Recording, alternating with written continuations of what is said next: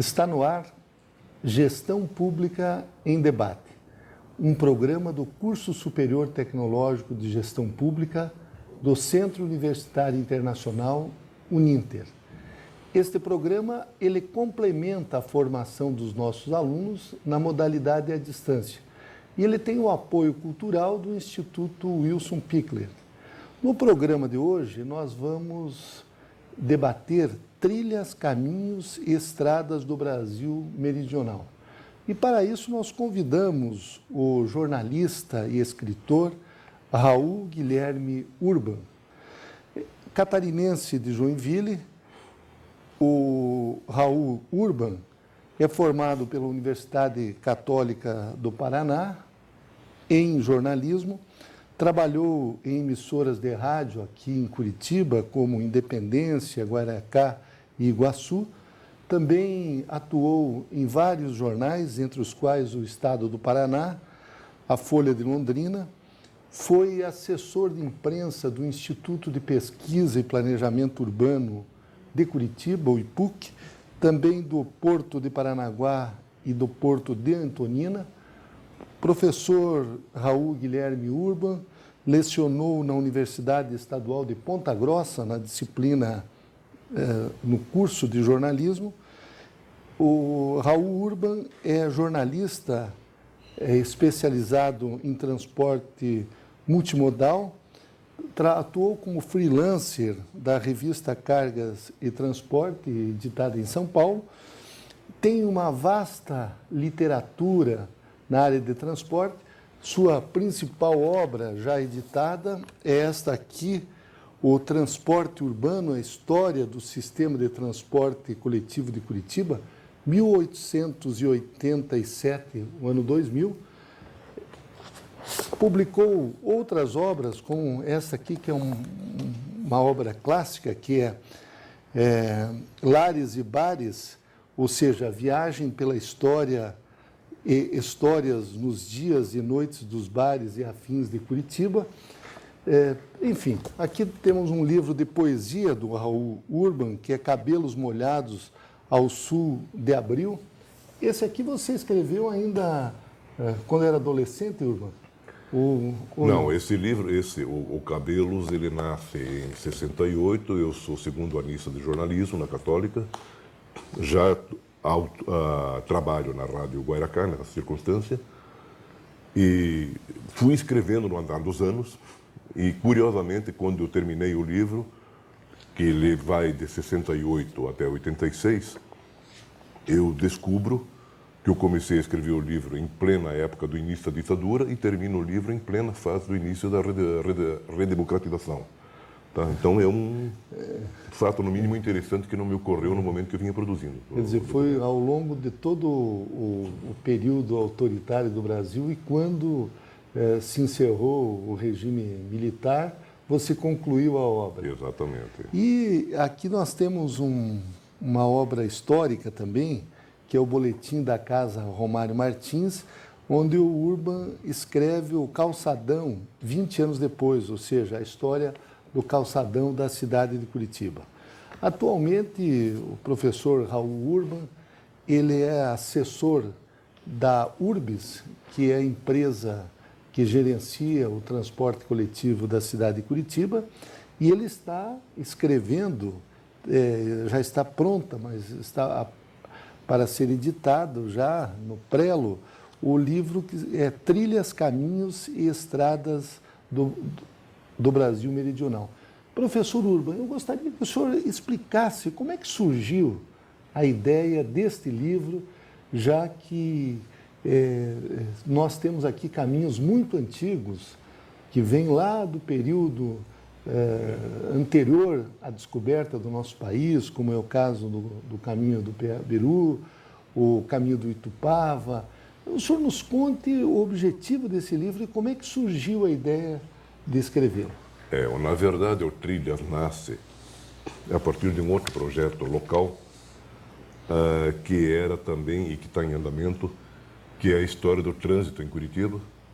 Começou por aí, tá? E eu vinha tratando desse documento do trânsito na medida em que eu tentando buscar ele historicamente e do ponto de vista legal retratando o período em que nós tínhamos antigamente a diretoria de trânsito que era vinculada à URBS e que no ano retrasado foi extinta com a criação da Secretaria Municipal de Trânsito, que é a CETRAN. Certo. O Trilhas, na verdade, é uma evolução desse projeto de trânsito, porque nós temos que partir do seguinte princípio. Não existe centro urbano em qualquer lugar do mundo em que não haja acessos viários. Tá? Correto. O Trilhas é um processo que começa no século ainda XVI, quase XVII. Eu tomo o caminho do Piabiru como referência principal, que é o que historicamente nós temos como uma referência chave para que a gente possa ter uma ligação leste-oeste, ou leia-se Atlântico-Pacífico, tá? Por intermédio das caminhadas dos indígenas. E gradativamente, é claro que existe muito folclore atrás também do caminho do Piabiru, porque ele se entreabre em vários caminhos. Mais recentemente, depois do Piabiru, nós vamos para as estradas reais, né, que é uma coisa mais abrangente, em que nós temos uma imposição por parte do Império Português, em que o objetivo principal é abrir o caminho não para facilitar a saída da economia, para arrecadar imposto. Tá? Então, as estradas reais, elas são, na verdade, uma vertente exclusivamente taxativa, tá? Do ponto de vista de eu quero arrecadar, o poder. Mas, em função da extensão do Brasil, e leve-se em conta que no andar da carruagem nós temos os bandeirantes, nós temos uma série de coisas que vão acontecendo no sentido de que o país começa a ganhar sua cara de hoje, o trilhar, o abrir caminho, tá? É uma consequência, evidentemente, desse buscar a fronteira cada vez mais avançada do Brasil. Então, se nós olharmos o que é a Estrada da Mata Antiga, e eu privilegio nesse documento basicamente o Brasil meridional, porque talvez tenha sido historicamente a região mais complicada do ponto de vista de ocupação. Nós tínhamos as estradas reais interligando Rio de Janeiro, Minas Gerais, Goiás, um pouco de Mato Grosso, um pouco de São Paulo, e daí um pouco para o Nordeste. Desculpa, professor Urban, o senhor situa essas estradas na região sul e parte da região sudeste, como essa seria a posição do Brasil meridional? O Brasil meridional, na concepção desse trabalho, ele inicia praticamente na Quinta Comarca, que hoje é o Paraná, atinge um pouco São Paulo também, porque nós não teríamos nenhuma ocupação no sentido meridional se nós não tivéssemos São Paulo. Se nós temos bandeirantes e se nós temos tropeiros, eles são decorrência da necessidade de uma ocupação histórico-geográfica extremamente complicada. Se nós olharmos, por exemplo, independentemente do sistema viário, a ocupação litorânea dessa região meridional, a partir de São Vicente, a partir de Paranaguá mesmo aqui, exceto o privilégio que nos é dado pelo litoral catarinense, com seus quase 700 quilômetros, com fundeamentos, né, permissíveis para navegação segura, o Rio Grande do Sul, desculpa, o Rio Grande do Sul praticamente não existe enquanto uma região que seja atracável, vamos chamar. Além do mais, o Rio Grande tinha que ser ocupado de qualquer maneira, porque a corte portuguesa exigia que aquilo se tornasse uma realidade em função da ocupação espanhola, que todo mundo conhece a história da Argentina, né, do Uruguai, dos futuros países, mas a viabilidade de ocupação dessas regiões se daria apenas por terra. Então, quando nós olhamos hoje trilhas, caminhos e estradas do Brasil meridional, eu colocaria o seguinte: eu ponho uma dúvida até para o próprio pesquisador e para o leitor em comum.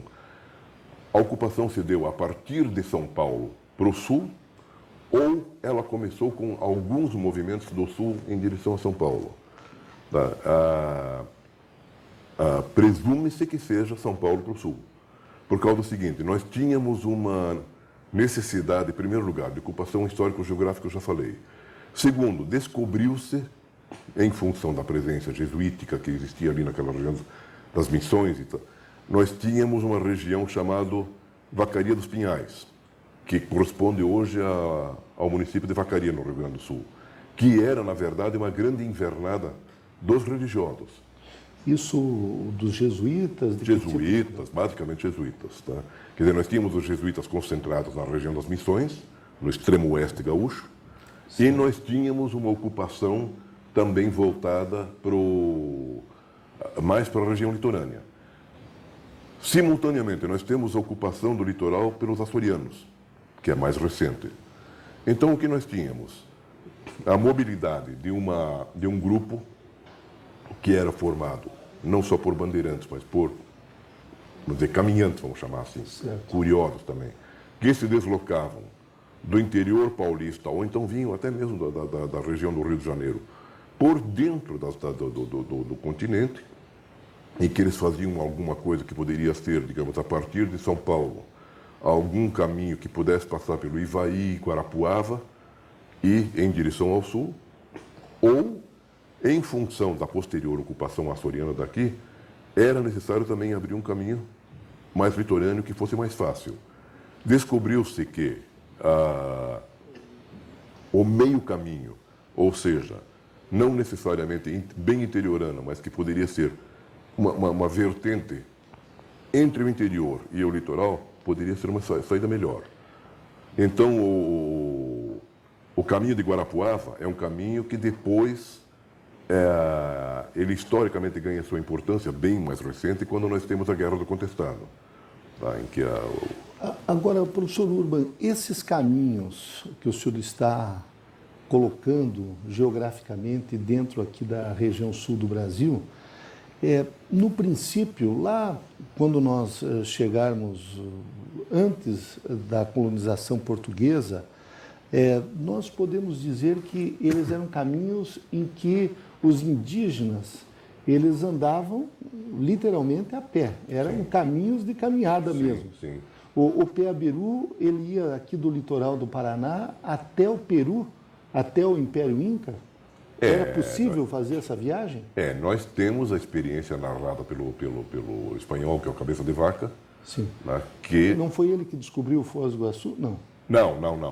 Não, Foz do Iguaçu é uma vertente que vem depois. Tá? O Cabeça de Vaca, ele aporta no que hoje seria mais ou menos a região de Florianópolis, né, e faz com os índios uma caminhada para o interior, em que ele descobre que ele chega numa fronteira que é mais ou menos a Bolívia, tá? Depois de uma caminhada de muito tempo, evidentemente, e esse caminho levaria ao Peru. Diz ele que ele chegou à fronteira do que hoje é o Peru e teria voltado. Quando ele voltou, ele teria sido nomeado o intendente do Paraguai, tá? de Assunção. Tá? Só que foi afastado do cargo por questões de dívidas perante a corte e por aí vai. Tá? Agora, o Peabiru é apenas o passo número 1 da história, porque o caminho do Peabiru, ele se entrelaça, ou melhor, ele se divide, ele é uma frente que tem o Paraná como entrada, mas ele tem uma vertente paulista e ele tem duas vertentes catarinenses, uma que começa onde hoje é Florianópolis e a outra onde fica São Francisco. Então, tudo isto acaba convergindo para uma região que hoje seria mais ou menos Irati aqui. Esses caminhos ainda é possível encontrá-los, trechos deles, ou é muito difícil? Olha, hoje o Peabiru praticamente é uma estrada perdida. Tá? Ela é nominada nos livros de história, mas ela não tem mais um trilho, vamos dizer, um caminho físico. Uhum. Tá? Nós temos as estradas regionais paranaenses, Graciosa e as demais. O do Itupava, do Itupava nós temos aquele caminho que hoje tem alguma coisa em torno de uns 8, 10 quilômetros, que são passíveis de serem caminhados, inclusive aqui na região do Anhangaba ali. Sim, tá? Eles são calçados, né? Eles têm uma pavimentação que foi feita pelos índios, depois pelos escravos, né, com pedra lisa, não é pedra sabão, mas é uma pedra extremamente lisa, né, e que, onde havia um risco muito grande a condução do produto corria o risco de perda total, porque os animais escorregavam. Eles subiam com mulas, com Sim, cavalos. subiam com mulas, mais mulas e é pouco cavalo. Muares. Muares, basicamente. Mas a trilha do Itupava era uma trilha perigosíssima. Tanto é que existe aquela vertente que nós conhecemos, por exemplo, a partir do momento em que é iniciado o projeto da construção da ferrovia, Certo. nós temos uma subida que começa com 20 metros ao nível do mar e termina em 800 e pouco. Quer dizer, é por aí que se faziam os caminhos. E esses caminhos, professor Urban, eles acabaram se transformando ou sendo a base de muitas das rodovias que nós temos hoje? Sim, olha, vamos fazer assim. Se nós no Paraná nós tínhamos as referências já citadas, mas se nós olharmos no grosso modo, nós temos, por exemplo, o caminho Viamão-Sorocaba, tá, que é o caminho das tropas, o famoso caminho das tropas. O caminho das tropas nasceu por dois motivos. Primeiro, nós tínhamos que ter uma viabilidade do que eu falei antes, da integração do Sul, que era complicadíssima, com a região produtora. Nós tínhamos os muares, né, que nós havíamos dito há pouco que basicamente eram das reduções jesuítas, que eram na verdade, uma colônia de animais que estava praticamente ali na região das vacarias, abandonada, e que passou a ser conduzida por pessoas que começaram a se especializar em transportar isso para o mercado de gado, que por acaso era em Sorocaba, e subiam para Minas Gerais, porque havia o contraponto de que, a partir do momento que foram descobertas as minas de ouro em Minas Gerais, havia a riqueza do ouro e não havia alimentação. Então era necessário fazer com que o gado do sul fosse alimentar o mineiro. Mais ou menos isso. Além, digamos, do gado, eles vendiam também as mulas, os cavalos para usar no transporte. Sim, claro. Quer dizer, o próprio instrumento de trabalho deles, os animais deles, também eram objeto de venda. E nós tínhamos uma situação complicada, quando nós falamos agora do problema da expansão rodoviária, que é a consequência, porque nós tínhamos simultaneamente as ligações que eram necessárias a partir do litoral também. Então nós temos, se nós olharmos, eu falava há pouco de Santa Catarina, São Francisco, Desterro, que é Florianópolis, Laguna, Chuí, eram os 4 pontos onde havia uma dificuldade imensa de um contato, tá? Porque são 700 quilômetros, mar aberto em sua maior parte, praia, tá? E era necessário fazer uma ligação, evidentemente, do litoral para cima. Então nós temos uma ligação que sai de Laguna para Lages. Nós temos uma ligação que sai de Laguna, Florianópolis e vai enveredar por uma outra alternativa que não é a de Lages, que vai cair mais ou menos na região onde hoje é Canoinhas, qualquer coisa assim.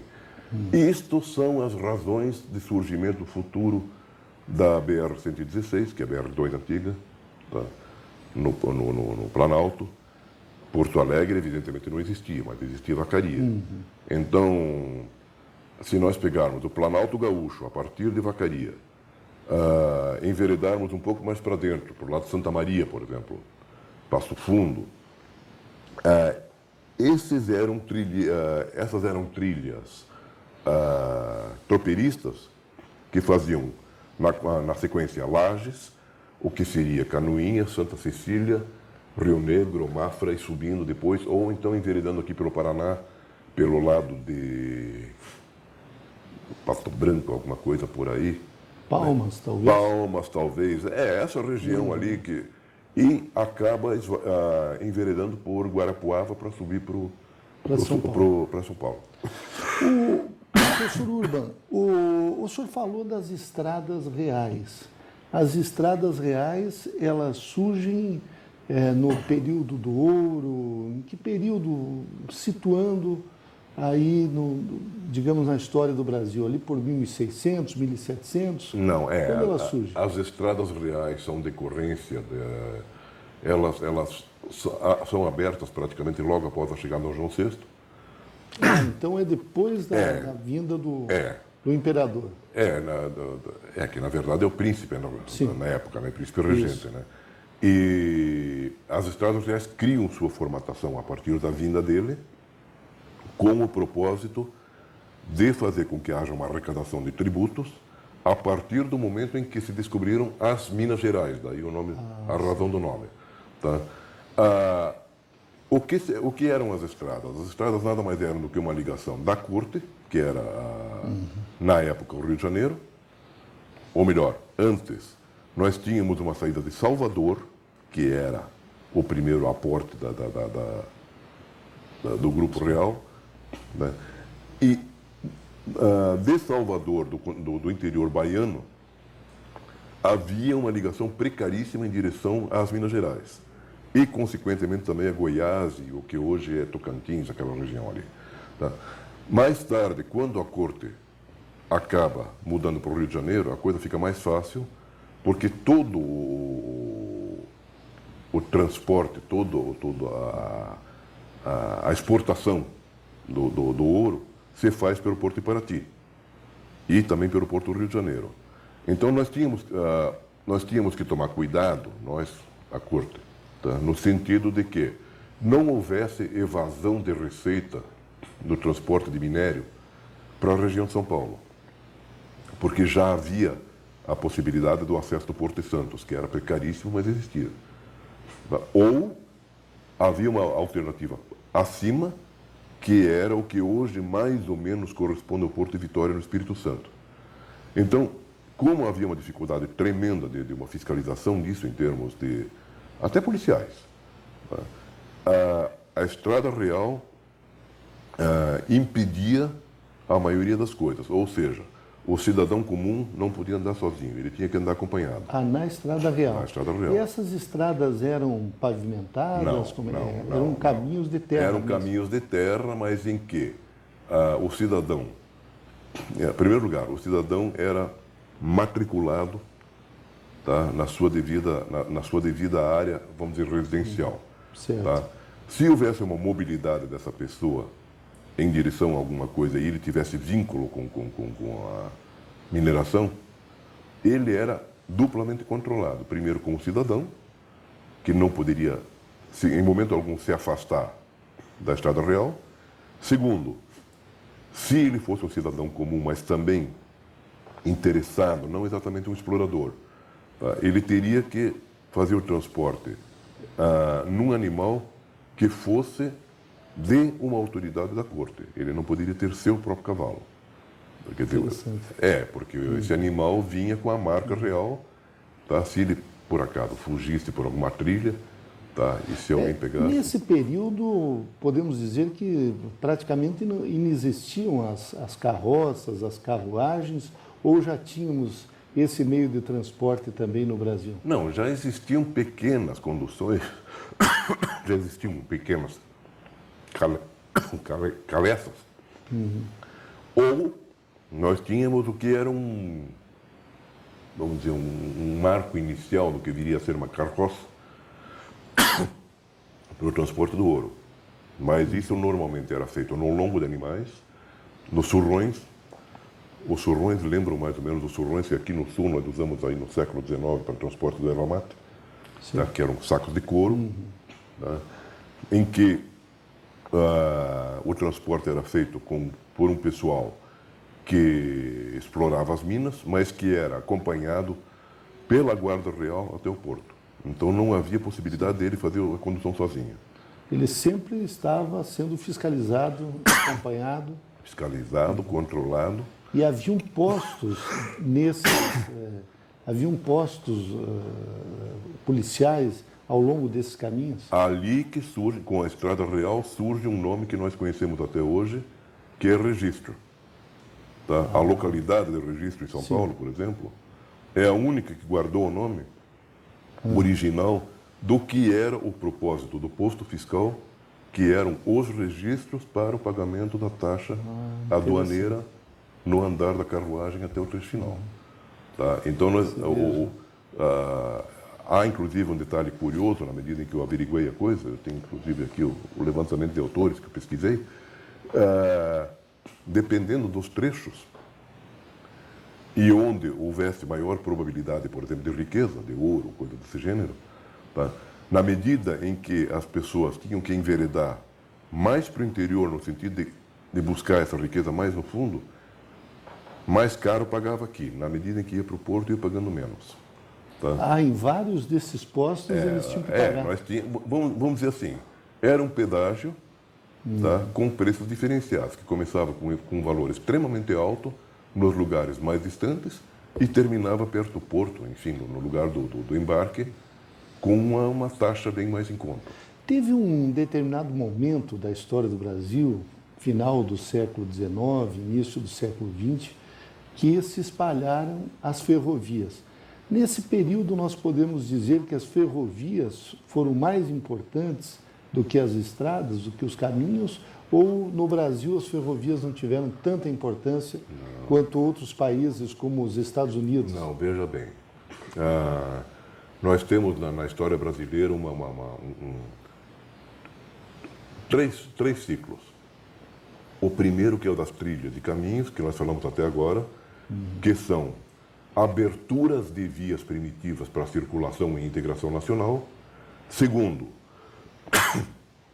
a chegada, bem mais recente, depois do século XIX, do trilho, e que é, num primeiro momento, o grande marco no sentido de que haja uma integração muito mais acelerada, porque o trem, evidentemente, né, é um instrumento que é fruto da Revolução Industrial, né, e circula com uma velocidade maior, a integração também se dá de uma forma mais fácil.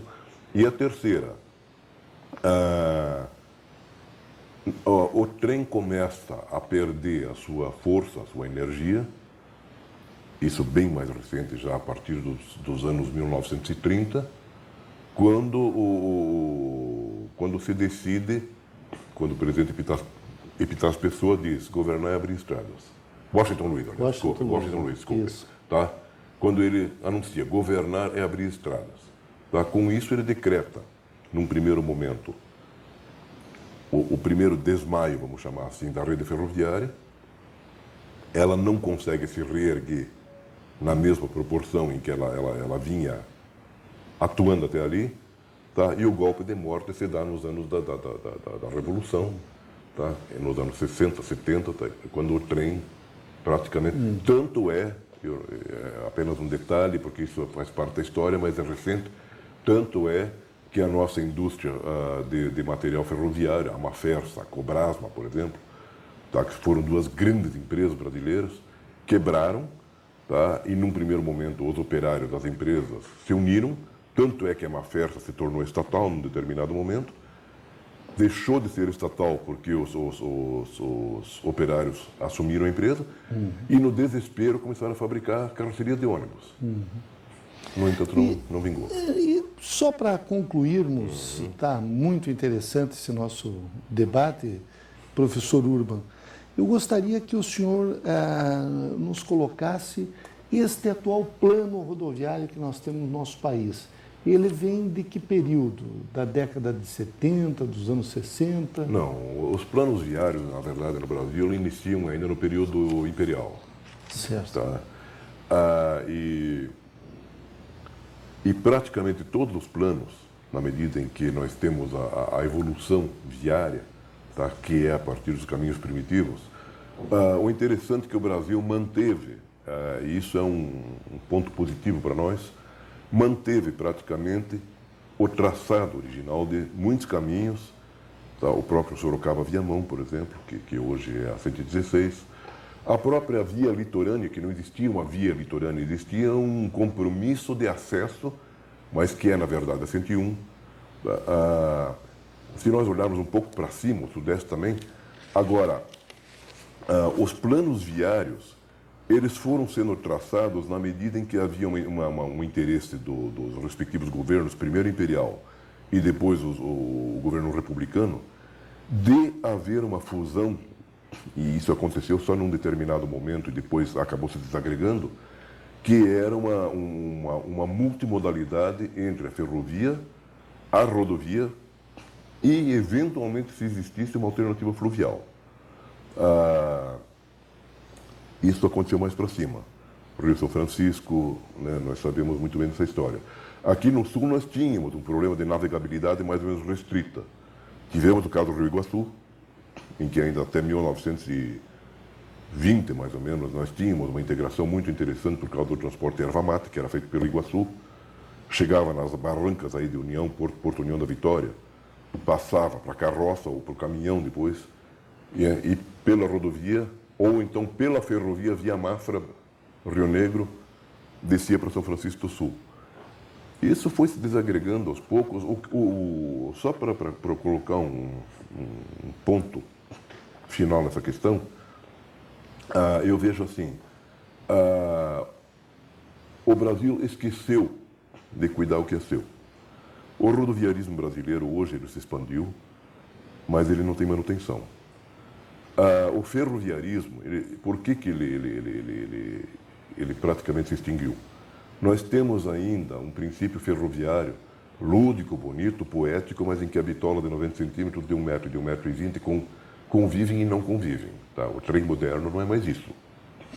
O sistema fluvial, infelizmente, não é mais aquilo que nós sonhávamos. Então eu penso que existe hoje uma necessidade de se criar um plano viário extremamente enxuto. Eu não sei que mecanismos, eu trabalho muito mais com pesquisa histórica do que propriamente com planos de governo, então eu não vou entrar no mérito da política da coisa.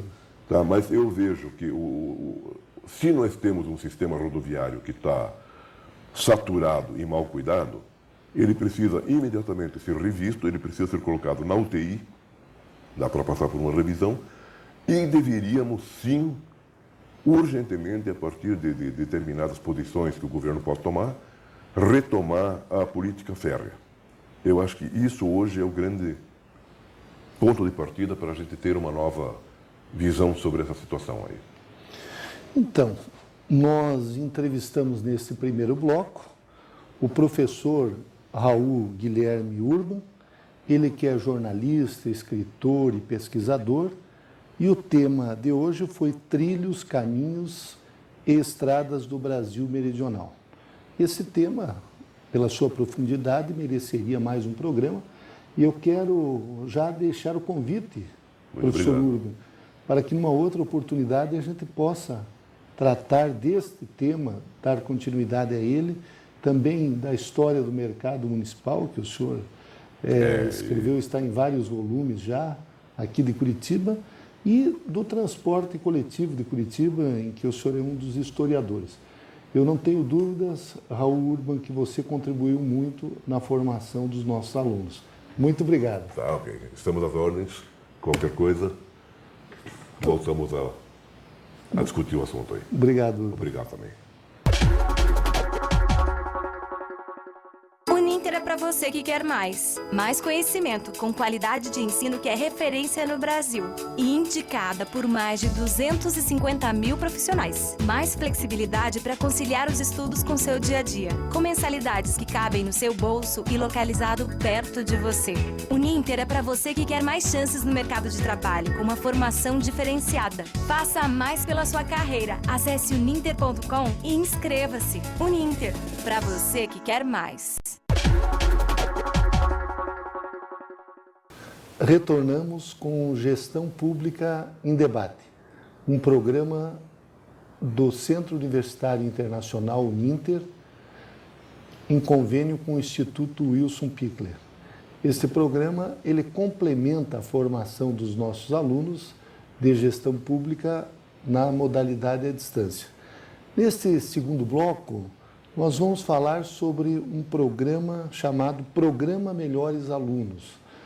E para isso nós convidamos a professora Lilian Ramos Massi, ela que é administradora de empresas, também ela é sócia da CPFER, ou seja, o Centro de Estudos e Pesquisas Ferroviários, e da Nobilta Educacional. A professora Lilian é criadora e diretora executiva desse programa chamado Melhores Alunos. Ela é graduada em Administração e Comércio Exterior e também tem MBA em Comunicação e Marketing pela universidade aqui de Curitiba. E está fazendo um curso pela Sociedade Brasileira de Dinâmica de Grupos.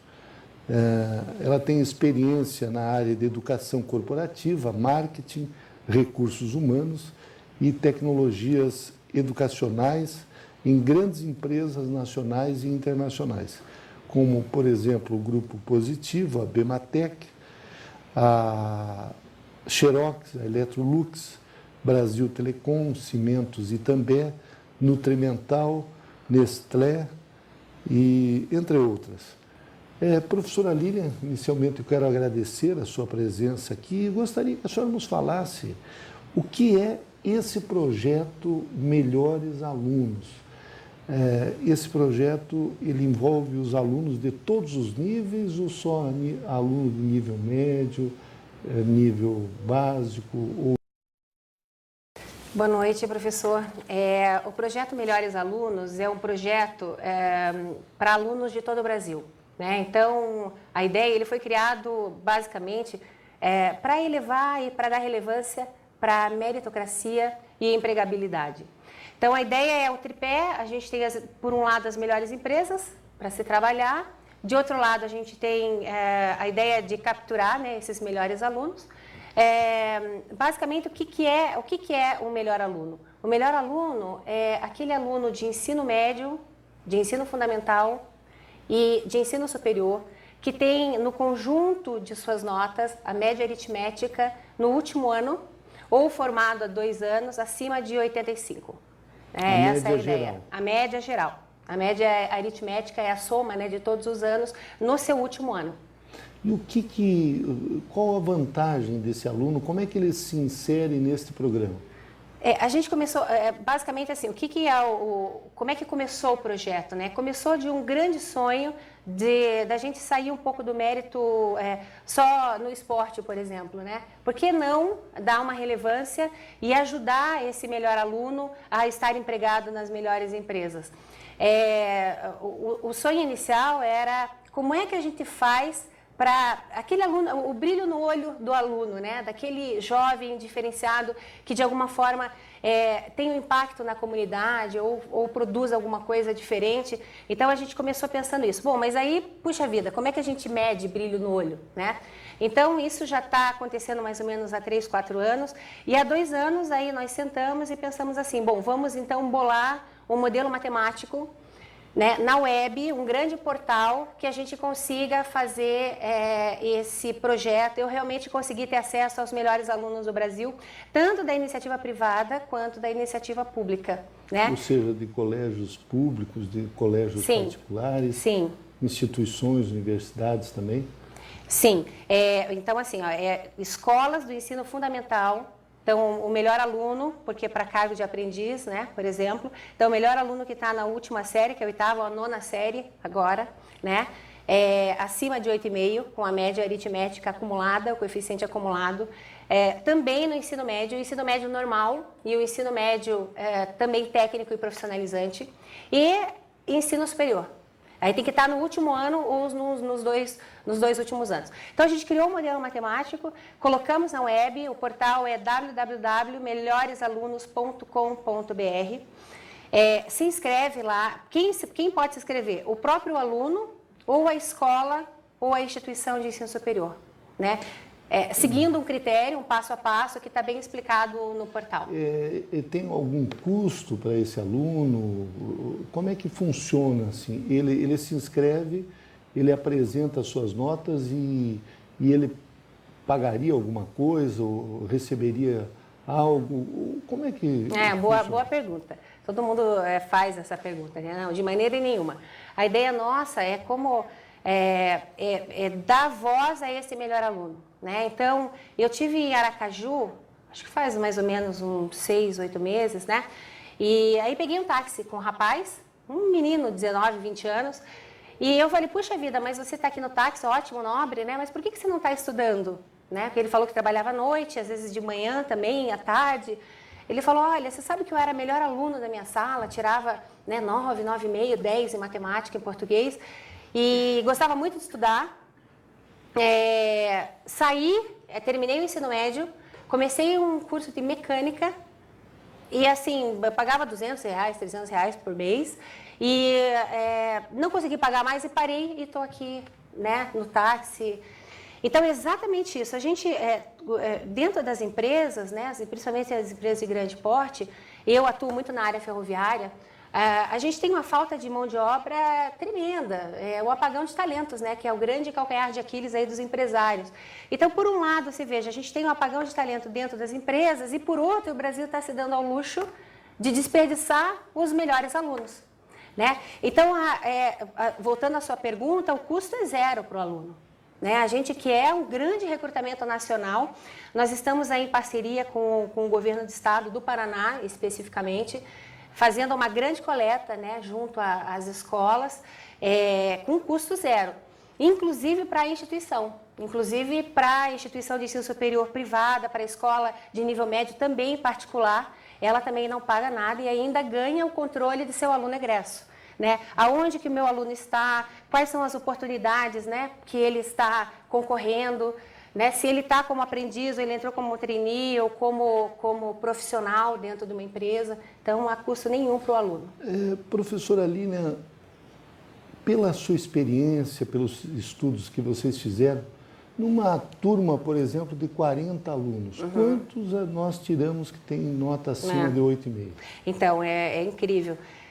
Basicamente, a cada 50 alunos, nós temos 2 alunos que são os melhores alunos, que têm esse coeficiente de rendimento acumulado acima de 85.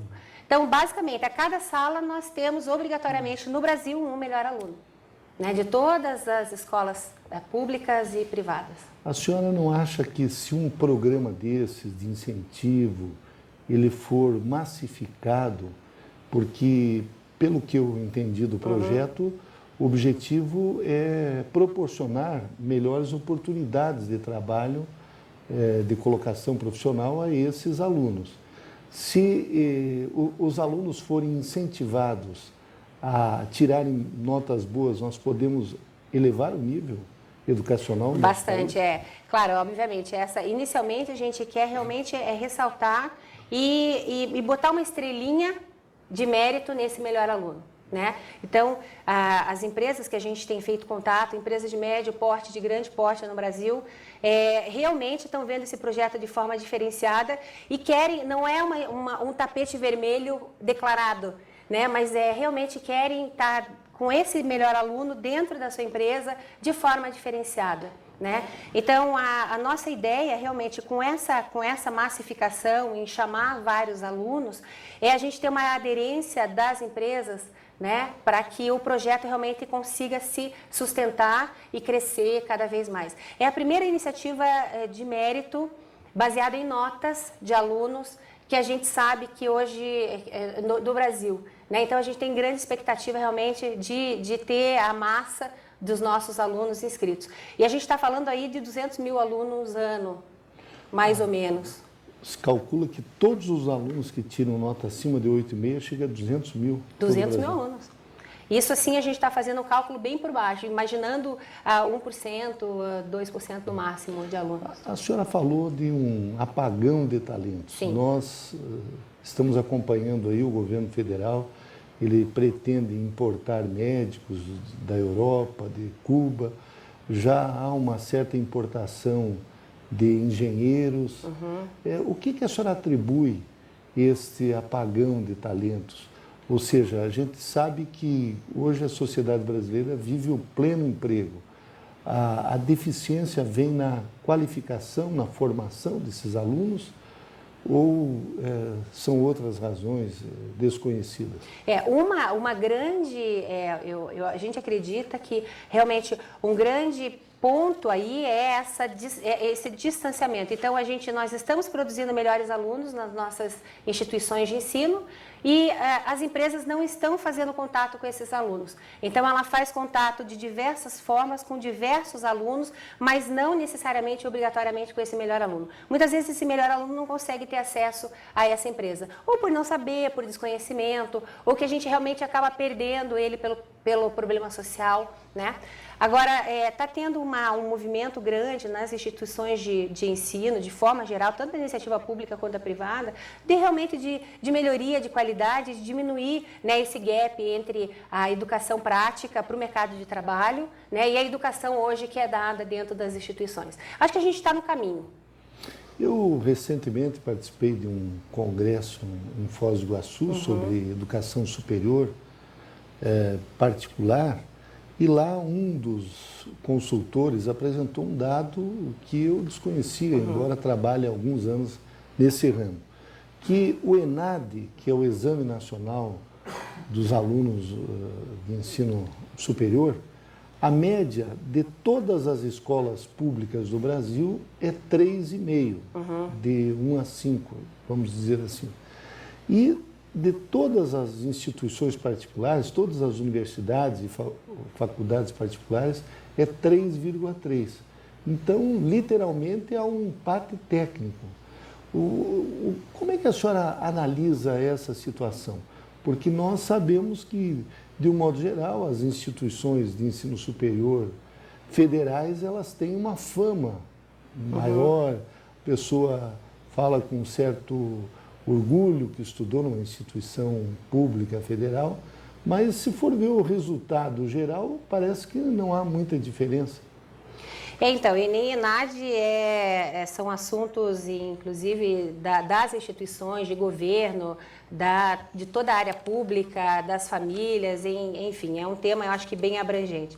Mas eu acho que a gente tem que começar, de alguma forma, a gente tem que fazer alguma coisa inicialmente, né? Então, o projeto Melhores Alunos, ele quer dar, exatamente, iluminar esse melhor aluno e começar a não fazer como você me falou, né? De repente a gente está pegando alunos médicos, importando engenheiros e vai acontecer isso. Né? Só para você ter uma ideia, hoje na área ferroviária a gente tem aí praticamente 400 vagas de engenheiro ferroviário e nós não temos nem o curso de engenharia ferroviária institucionalizado no país. Não temos mais? Não, nós nunca tivemos.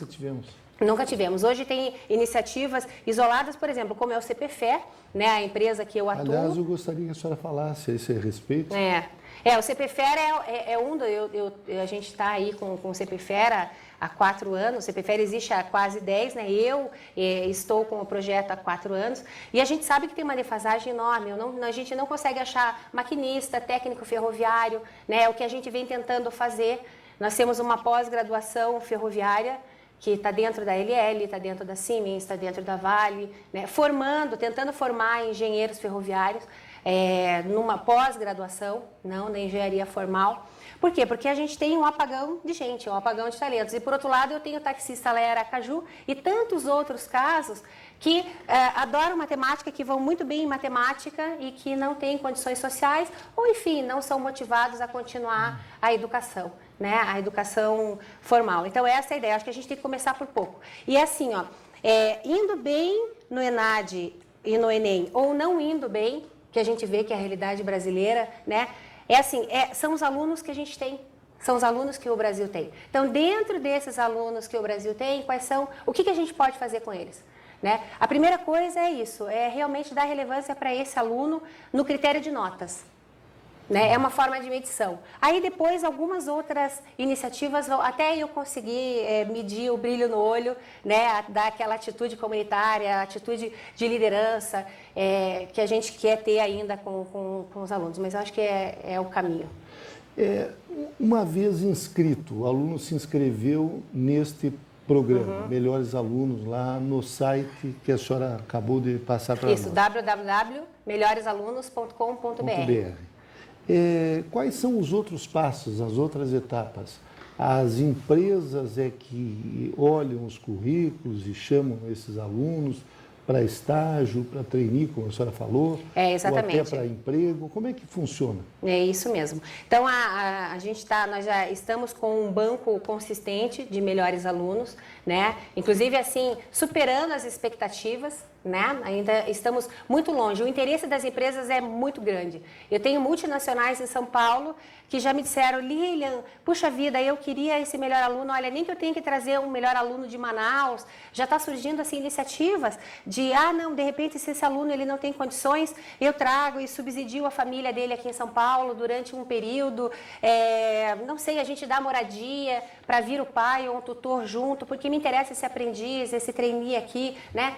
Só que assim, a gente realmente precisa de uma adesão em massa para eu ter volume de dados, para eu transformar esse projeto e conseguir a adesão principalmente das indústrias, das empresas multinacionais, que é o nosso, esse é o caminho que a gente está indo, né? Então, você se cadastra lá, o aluno ele se cadastra, ele tem o passo a passo, ele tem que anexar o seu histórico escolar. E ele tem que, se ele tiver um bom rendimento no Enem ou no ENAD, ele também coloca um PDF, enfim, ele anexa esse arquivo lá e mostra para a gente que realmente ele é o melhor aluno, que a gente faz essa conferência junto à instituição, ou então a instituição de ensino, a escola, né, ou a faculdade, a universidade, ela consegue cadastrar com o código do MEC e INEP, ela entra e consegue fazer o cadastro, tem um importador automático desses alunos e joga para dentro desse banco de dados. Em posse desse banco de dados é que a gente vem fazendo o contato com as empresas e, enfim. A senhora trabalha nessa área de recursos humanos? Sim. Podemos afirmar que é verdadeira, assertiva, de que os melhores alunos serão os melhores profissionais no futuro? Olha, boa pergunta. Assim? Boa pergunta. Não é sempre. Tanto que as empresas, as indústrias não estão com seus melhores alunos, ou às vezes estão. Algumas empresas elas fazem já a parceria, né, com os grandes grupos de instituição de ensino com renome, por exemplo, o ITA, né? Então, mas a gente acredita que sim. Qual é o perfil desse melhor aluno? Ele é um melhor aluno ou porque ele já vem a gente vem de fábrica, né? Com raciocínio lógico, matemático, né? Que é uma minoria. Ou é porque ele realmente se esforça, né? Ele estuda mais que os outros, que os colegas, ele passa o final de semana estudando, ele dorme 1 hora, 2 horas a menos, ele faz algum esforço, né, para ter esse mérito de melhor aluno. E, basicamente, quando se tem um comportamento desse, o estudante, o que a gente tem visto dentro das empresas é que, sim, tem uma grande chance desse melhor aluno ser um profissional diferenciado também dentro das organizações. As escolas, as instituições de ensino, as empresas, como é que elas podem participar desse programa Melhor Aluno? Eu gostaria que a senhora nos orientasse, de repente... nosso programa, temos alunos em todo o Brasil e eles têm interesse, digamos, em participar. No seu site já tem todas as etapas? Tem sim. A gente tem lá o tripé, né? Então, eu tenho o cadastro para a empresa, para a instituição de ensino, para a escola, né? E para o aluno. Agora, é muito simples, porque basicamente a gente trabalhou com bases de dados e eu já tenho o código de todas as instituições de ensino do Brasil no site. Basta que a empresa realmente coloque o seu código do MEC e INEP e siga os passos com o importador automático ou uma planilha simples com alguns dados do melhor aluno. Ela preenche esses dados, pede lá para a informática, enfim, pega esses dados e faz a exportação direta para o site dos melhores alunos. É muito simples, é só seguir os passos no site. Só recapitulando, então tem que ser a nota do último ano, não de todo o período que o aluno estudou. Então, o aluno tem que estar cursando o último ano. O último ano. Isso. Mas a nota é uma média aritmética de todo o período dele dentro da instituição. Desde o ensino fundamental, o ensino médio? Não, aí uma boa pergunta. Do ensino fundamental, o último ano, então o que vai ser? Se eu quero cadastrar um aluno para aprendiz, né? Ele está no último ano do ensino fundamental. Vale as notas dele, coeficiente de rendimento acumulado, desde a primeira série até a 9ª série.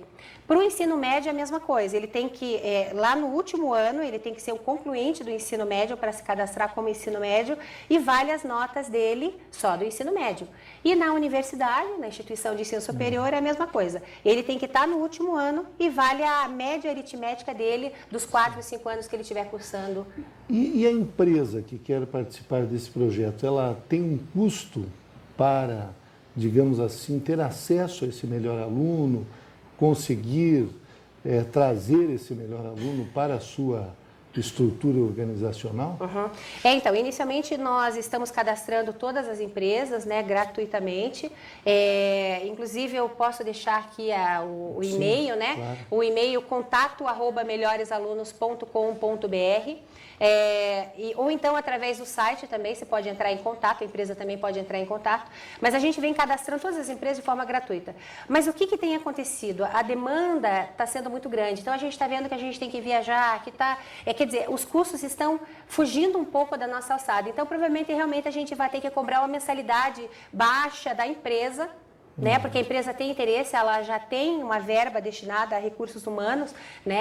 a todo o budget dela orientado para a gestão de pessoas. Então, a gente vai cobrar, mas vai ser um valor muito baixo. Mas, por enquanto, a gente está recebendo os cadastros das empresas interessadas e fazendo já, né, essa indicação dos melhores alunos de forma gratuita. Essa outra sua instituição aqui, no Biotá? No Biotá Educacional. Em que área ela atua? Na área educacional. Daí, com tecnologias educacionais, nós criamos softwares para a educação, também consultoria, marketing, voltado só para o mercado educacional. Uma última pergunta, professora Lilian. Como é que surgiu essa ideia de valorizar o melhor aluno, de o melhor aluno ter um espaço que é algo inédito no nosso país, né? Então, eu sempre, eu como aluna, né? Então, assim, claro, obviamente, imagina, anos 70, anos 80, um ano difícil, muito difícil para as famílias do Brasil. Então, assim, realmente tive muita dificuldade, tive que trabalhar muito cedo, tive que fazer um esforço, assim, extra para conseguir um bom desempenho escolar. E eu lutava muito para ser melhor aluna, né? Batalhava muito e falava, puxa vida, mas tem que ter um jeito, mérito, mesmo trabalhando nas grandes empresas, né? Eu tive muitas equipes e, puxa vida, por que algumas pessoas se esforçam tanto e outras não tanto, né? Então, esse esforço a mais que as pessoas fazem, de alguma forma, a gente tem que olhar isso com mérito. Em São Paulo, numa comunidade, tem um rapazinho lá de 14 anos de idade, né, assim, com um problema social enorme, sem pai, sem mãe, criado pela avó, problema com droga. E ele, 6 horas da manhã, 5 horas da manhã, acorda, vai pegar as outras crianças numa comunidade muito perigosa, leva essas crianças gratuitamente, e ele nem é o melhor aluno, né? Ele pega essas crianças, desloca essas crianças, deixa as crianças dentro da escola, as crianças menores, e hoje ele faz praticamente isso com 60 crianças e teve apoio da comunidade. Então, puxa vida, essas pessoas que fazem mais, eu sempre tive muito incomodada em fazer alguma coisa social por aquela pessoa que faz mais, que tem o brilho no olho, que tem uma atitude diferenciada, né, que tem o melhor aluno. E o meu marido, ele é da área de educação, né, e é um matemático. E ele também, ele já era melhor aluno, né? Porque veio no DNA, né? Então, eu falo, puxa, dá raiva até, né? Ele sabe, conhece tudo, muito bom em matemática, muito bom em lógica e filosofia. E sempre o melhor aluno, quer dizer, também com muita dificuldade, né? Por que não, então? Seja por essa razão de um DNA, vem no código genético, ou porque você se esforça muito, a gente sempre pensava nisso, né? Puxa vida, vamos dar cor. E eu queria esse projeto, que tivesse a ver com empregabilidade, porque eu acho que o Brasil está num caminho que a gente tem que usar, emprego e educação, né? E aí, vamos bolar um modelo matemático, trabalhando com tecnologia, e acabou surgindo isso. Realmente, a ideia era um trabalho social, que hoje está ganhando corpo, né? E esperamos aí ter... Eu preciso muito dos alunos e das instituições, para deixá-lo ainda mais encorpado e realmente ser um grande projeto de mérito e empregabilidade para o nosso país. Então, nós entrevistamos em Gestão Pública em Debate Lilian Ramos Massi, ela que é administradora de empresas, e o tema foi Programa Melhores Alunos. Professora Lilian, quero agradecer muito a sua presença nesse programa. Eu não tenho dúvidas de que a senhora contribuiu na formação dos nossos alunos. Muito obrigada. Eu que agradeço.